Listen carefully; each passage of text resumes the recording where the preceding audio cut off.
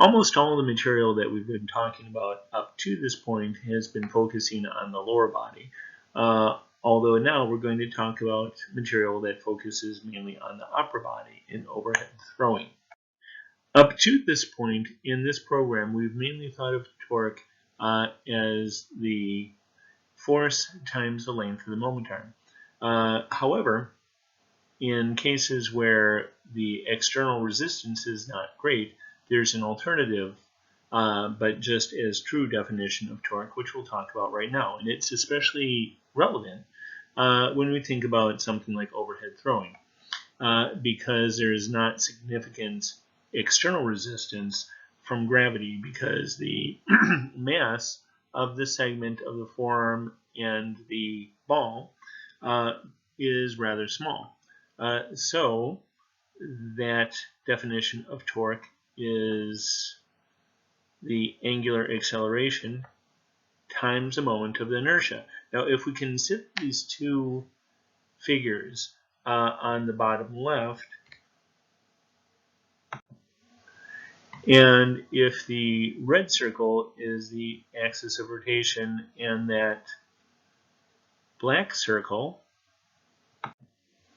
is the center of inertia, these two figures might have the same mass, but the resistance to acceleration is much greater for the figure on the left, which I will circle here, because the length of the moment of inertia is much greater than it is for the circular figure with the very short moment of inertia.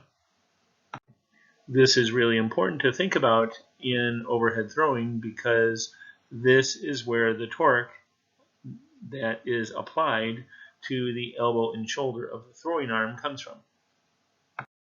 We've thought about interaction torques before, but specifically, here are the interaction torques that we think about in pitching. Now, they'd be actually similar for throwing that is not pitching, except usually non-pitching throwers don't engage quite so much of their lower body in the pitch. However, you probably won't be surprised to learn, if you know the sport, that outfielders in softball, including women's softball, have the same types of injuries, like UCL injuries and slap lesions of the shoulder, that pitchers do in overhead throwing, because the torques applied to the throwing arm are really similar.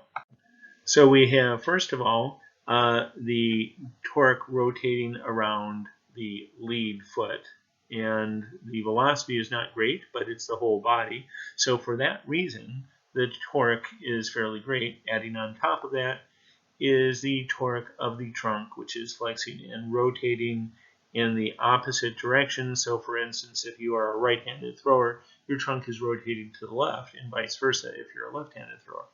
And then the torque of the shoulder, which is extending, adducting, and internally rotating.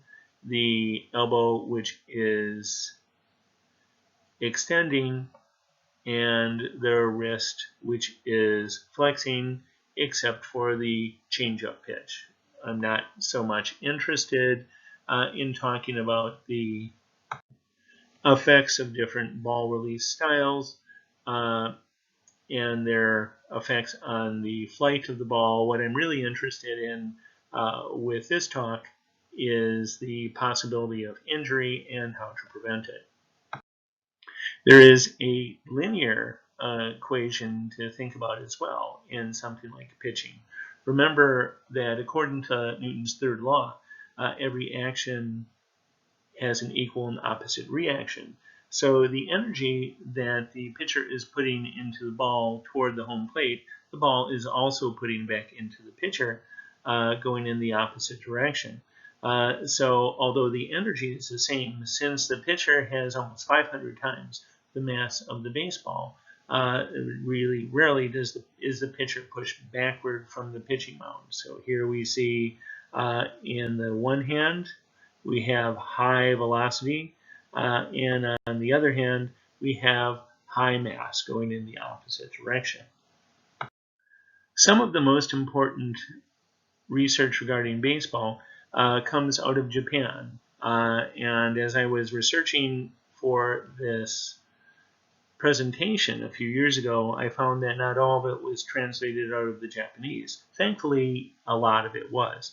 And some Japanese researchers were interested in what they call a speed invariant strategy. So we just described, while we were talking about the interaction torques, that there are several body segments rotating in a sequence, in an overlapping sequence, and that's what generates the tremendous torque at the ball hand to throw the ball at 100 miles an hour or more. These researchers were interested in finding out if speed increases, if throwing speed increases, do all the segment rotations increase at a proportional rate?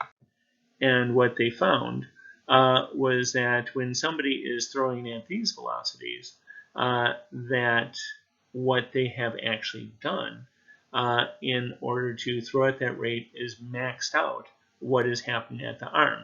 So the wrist is flexing at its maximum possible rate. The elbow is extending at its maximum possible rate. The shoulder is rotating almost at its maximal possible rate. So what actually happens as we throw harder is that more of the torque is coming from the motion of the lower body. Some of you may remember this movie that this still is from, called Rookie of the Year. In this movie, a 13-year-old kid who really wasn't that good of a baseball player at all had some shoulder injury, and his shoulder injury gave him the ability to throw freakishly hard, fast, and straight. So he was drafted by the Cubs and became their ace reliever. But what the motion science about pitching that we just described shows us is that could not happen, because when pitchers are really throwing that fast, a lot of the torque that is generated is actually coming from the lower body. So there are two mechanisms through which an overhead thrower really generates a lot of torque at the ball hand. First of all, there's, as we've spoken about before, a summation of interaction torques. And the second mechanism is through pre-stretch of the shoulder internal rotator and adductor muscles and trunk muscles in order to provide elastic energy return. So what happens first is the windup, and it's shown in this picture here, and the windup really varies between person to person, but the really idea behind the windup is to prepare for the stride out, and the stride out is when the interaction torques begin. So striding out with the lead foot, as you see there, that forward foot or lead foot makes contact with the ground. The throwing hand is backward. The scapula retracted, humerus abducting horizontally, externally rotating, and already you have a strong anterior translation force on the humeral head, which we'll talk about in a couple minutes. Now, the difference between the early cocking phase, and this is called cocking as in cocking a bow, and the late cocking phase is the position of the pelvis and trunk. Let me start you out by giving a little bit of orientation about what this little drawing on the bottom of the slide is. This is a humerus here, a humeral head, and the cup-shaped figure is a glenoid fossa. So anterior is here. I'm going to make a drawing there, and posterior is over here, right? Okay, so the external rotators and extensors of the humerus are pulling the humerus into a horizontally abducted and externally rotated position, and that causes anterior rotation on the humeral head, which is restrained by the anterior glenohumeral ligaments and labrum and the anterior band of the inferior glenohumeral ligament. The active muscles have really not engaged yet at this point, not during early cocking. Here is late cocking, and you see what has happened is really interesting. The lead leg can flex a little bit to augment the rotation of the trunk, but there is something that is talked about in pitching a lot, and I'll show you a little bit with the drawing, is that the first thing that happens is that the pelvis rotates and then the trunk rotates after the pelvis in the jargon of pitching. That's called hip-shoulder separation. That is that the pelvis is rotating first, the shoulder girdle is rotating second, and what that does for somebody who's throwing at a really high velocity is wind up the trunk to provide elastic energy from the trunk muscles. Okay, so the shoulder range of motion has reached its end range of abduction and external rotation. And in fact, if you look at pictures in stop motion photography in this phase, a lot of times it appears as if their forearm is laid out about horizontally, indicating kind of a freakish degree of external rotation. The external rotation is slowed, then reversed by the subscapularis and the rest of the shoulder internal rotators. Very high anterior shear on the humeral head at this point, which is now coming from the resistance to inertia of the arm, the forearm, and the ball hand. And as we described before, the pelvis and trunk rotate in the sagittal plane. It's really interesting that what seems to be going on is that the pitcher is rotating, but keeping the ball at the same place or just about the same place in space. And by doing that, he and all major league pitchers, our men at this point, are really winding up all those muscles to provide for elastic energy as we had described over the past couple of minutes. The acceleration phase is about what it sounds like. It's when the ball is accelerated to its maximum angular velocity. There is positive work being done by the internal rotators and scapular protractors. Even if the triceps were not working, the elbow would still be extending just because of inertia. But the triceps is actually augmenting that elbow extension. Wrist flexion is taking place at the end of most pitches, again, except for the changeup, to augment the ball hand velocity just that little bit more that the wrist can contribute. And the ball is generally released at about 100 degrees of elevation, with the body rotating over the lead. It looks as though the pitcher's arm elevation is abducted to more than 100 degrees. It probably actually isn't because his shoulder girdle is tilted. So in space, his arm is greater than 100 degrees, but relative to his shoulder girdle, it is not. So there's an expression in pitching called the arm slot. And what the arm slot is what is the angle of shoulder in the frontal plane at the point of ball release, which is what we actually see right here. An overhead arm slot is 100 degrees or greater. A 3/4 arm slot is between 100 degrees and 90. Side arm is at 90 degrees, and this is very dangerous for the elbow. So if you see a youth pitcher doing this, tell them that it'll shorten their career, or it's likely to shorten their career a great deal. There's what's called the submarine pitch. The submarine pitch is less than 90 degrees of abduction. This isn't common in the United States. It's much more common in Asia. And then finally, the follow-through is where the pitcher absorbs the force. So the objective is a deceleration of the hand and arm. So we need a strong eccentric contraction of deltoid, infraspinatus, supraspinatus, and the lateral head of the biceps.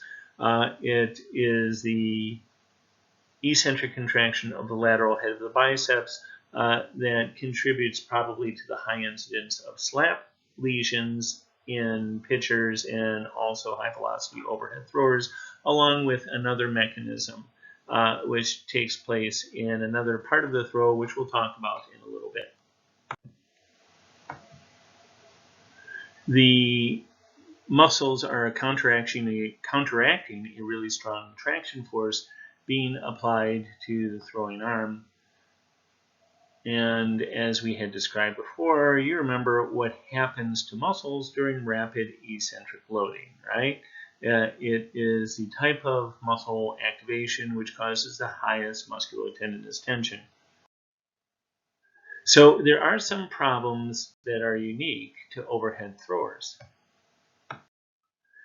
Internal impingement is something that's more common with overhead throwers. When it was first identified, it was thought that it was exclusive to overhead throwers. We've since found out that it happens with some of the same people who have external impingement as well. But what internal impingement is when the posterior superior part of the rotator cuff, so the supraspinatus and part of the infraspinatus, can get pinched on the interior surface in between the greater tuberosity of the humerus and the posterior superior rim of the glenoid labrum. So the symptom is mainly reproduced in the end range external rotation with about 90 or 100 degrees of abduction. And it is believed that this impingement mainly takes place during the late cocking phase of the pitch. This diagram here is meant to show you, again, I will orient you a little bit about what's going on in this diagram. The figure on the right side of the slide is meant to be the scapula, so we're looking at this in the transverse plane. This is anterior. This is the scapula. This is the spine of the scapula here. And so here is the humeral head, humerus there, and the arrow shows the area of internal impingement. It's described as the result of a posterior hyperangulation causing the rotator cuff to fold over into itself and get caught in that space in between, as I said before, the greater tuberosity of the humerus and that posterior superior rim of the labrum. So what would you propose would be a good solution if you have a patient who is a high velocity overhead thrower who is suffering from this type of problem? I will suggest some general solutions over the course of the next several minutes of this talk. So both of the common shoulder problems with pitchers and high velocity overhead throwers are frequently linked with a condition called GIRD, or GERD, which is different than the gastrointestinal problem facing a lot of middle-aged people. It stands for gross internal rotation deficit, which is a connective tissue maladaptation contributing to this problem. Now, there's a little bit more to it because with most high velocity pitchers, you're going to see something a little bit unusual, which we'll describe a little bit later in this talk. So GERD is a soft tissue adaptation and tightening of the posterior and posterior inferior glenohumeral capsule, which causes a shift of the axis of rotation superiorly and anteriorly because of the tightness in the capsule in the opposite direction. This decreases the posterior and inferior slide of the humeral head on the glenoid fossa and results arthrokinematically in a loss of glenohumeral elevation and a redistribution of glenohumeral transverse plane rotation more into external rotation and less into internal rotation. and this makes internal impingement more likely because the humeral head is more anterior, which brings the greater tuberosity of the humerus closer to the posterior rim, and also makes the what is called the peel back mechanism of slap labral tears more likely. We're going to talk about that in just a minute. So again, there's two mechanisms: a deceleration mechanism, which we spoke about before, and the peel back mechanism, which we're going to describe now.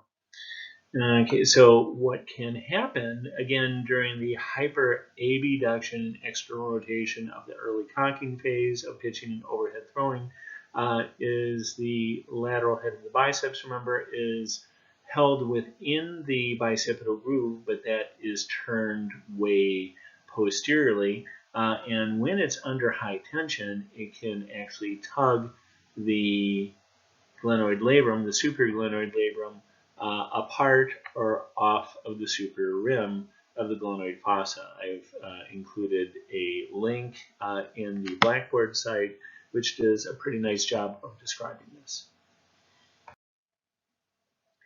Now, just because you see a redistribution of transverse plane rotation of the humeral head or of the shoulder, that doesn't necessarily mean that there's something wrong.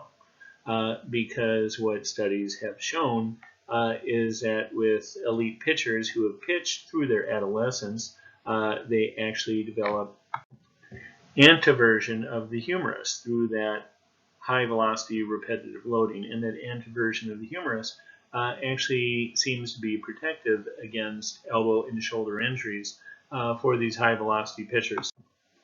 So a freakish degree of external rotation along with a underrepresentation of internal rotation is not necessarily a problem as long as the total transverse plane range of motion is the same between sides.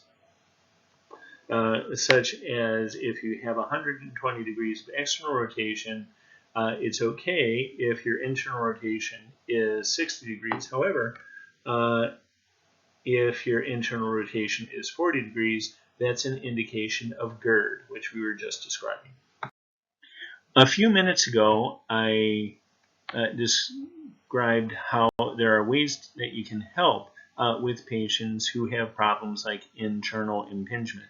And this is one of the main things that you can do. Let me orient you a little bit to this illustration that I've made. So this is a transverse plane rotation, and this oval here is the thorax. This triangle is the scapula, and this long figure is the humerus. So the circle is the humerus head. This is anterior on a person who is throwing. So what you see here, remember we were talking about the problem of hyperabduction and how hyperhorizontal abduction is associated with problems like internal impingement. So one of the reasons you have that in this case is the protraction, which hopefully you can see in this diagram. And that can come from a couple of things. Of course, it can come from tightness of the protractors, especially the pectoralis minor, which is frequently a problem, but also it can come from a problem or a deficit of eccentric control of the retractors of the scapula. So the range of motion and the length of the anterior axioscapular muscles might be fine, but if there is not sufficient eccentric control of the retractors of the scapula, which can control scapular position during acceleration and follow-through, then that hyperabduction is likely to result. If you work with pitchers, probably you'll be working mainly with youth pitchers, and so little league elbow is something that you'll probably encounter. Little league elbow is apophysitis of the medial epicondyle. Now, with the elbow, as opposed to the glenohumeral joint in the scapulothoracic area, there's not as much that you can do so far as elongating muscles, elongating tissues, improving strength and neuromuscular control, because it's just a valgus torque across that elbow. So really the key is adaptation, as well as probably strengthening the wrist, the long wrist and elbow flexors that attach to the medial epicondyle. They'll help protect that joint as well. But the little league elbow is apophysitis of the medial epicondyle as a result of repetitive valgus loading. So really the key to helping little league elbow is prevention. And the key to prevention is allowing adaptation. Now, there's some controversy about how many pitches and how much time off the young pitchers need in order to recover and adapt. But definitely what they need is at least a couple days between each high pitch count competition, and they need to start gradually and increase the weekly pitch count gradually as well. Because baseball was first introduced shortly after the Civil War, there is a lot of conventional wisdom which is believed as gospel. And one of them is constraints in allowing youth pitchers to throw curveballs. There was an old chestnut, and perhaps you've heard it, that youth pitchers should not throw curveballs until they're shaving. However, the research regarding the biomechanics of pitching and throwing doesn't support this. The main difference between a fastball and a curveball is that as the pitcher is releasing the curveball, the forearm goes from a pronation to neutral between supination and pronation.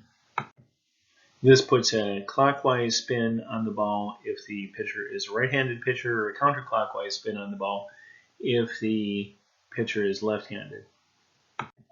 But what the literature shows is that the torques on the elbow, shoulder, and wrist are all lower with curveball than they are with fastball.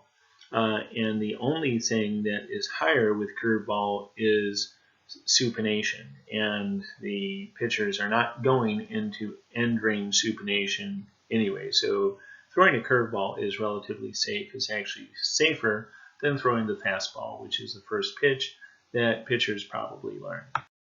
Finally, we're going to talk about the windmill pitch, which is what is done in fast pitch softball. Softball is also important to think about because there's a lot of participants in softball in the K through 12 as well as a collegiate level. Now remember, we were describing before that it is outfielders in softball who have the type of throwing injuries that baseball pitchers do in baseball, because they have to really use a lot of force to get the softball, which is a little bit more massive, 186 grams versus 145 grams for a baseball, to the infield and perhaps to the catcher. The biomechanics of the windmill pitch, however, are really different and interesting compared to that of overhead throwing. So we'll start with the windup for the windmill pitch. Now, as you see with this All-American pitcher here, that the windup frequently has the pitcher starting with trunk flexion, forcefully extending the trunk as part of the backswing, which is the next part of the pitch.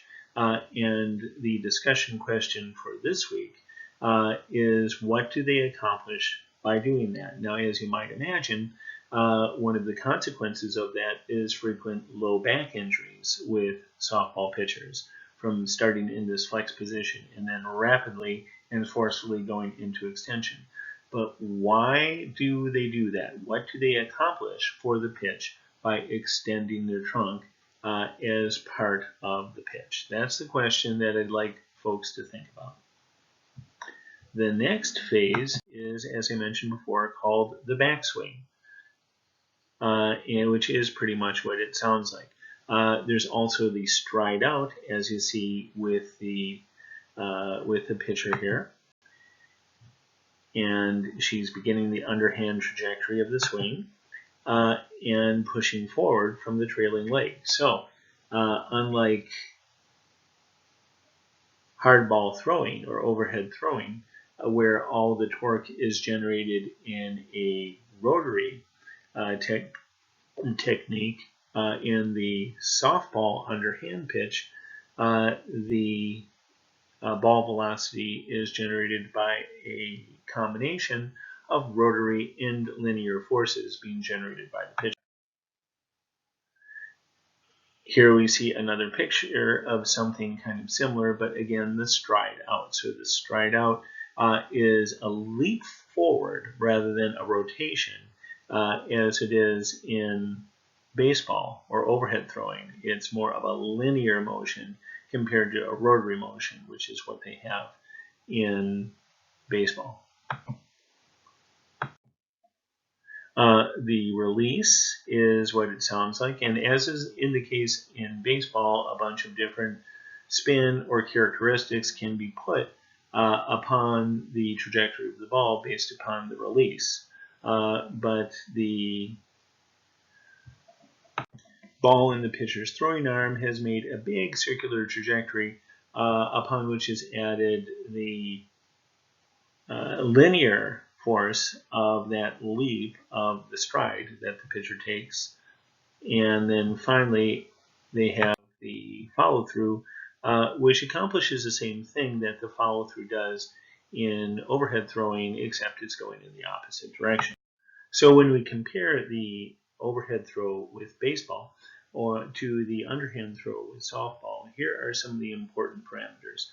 The average ball speed velocity with the windmill pitch from softball is 56 miles an hour compared to over 80 miles per hour with the overhead throw. The ball mass is 185 grams with the windmill pitch for softball and 145 grams with the baseball. The maximum average ball hand velocity is 500 degrees per second with softball versus 600 degrees per second with baseball. Now, in addition to that big trunk extension moment that some softball players have, and again, it's interesting to think about that, and we'll think about that as a group in discussion.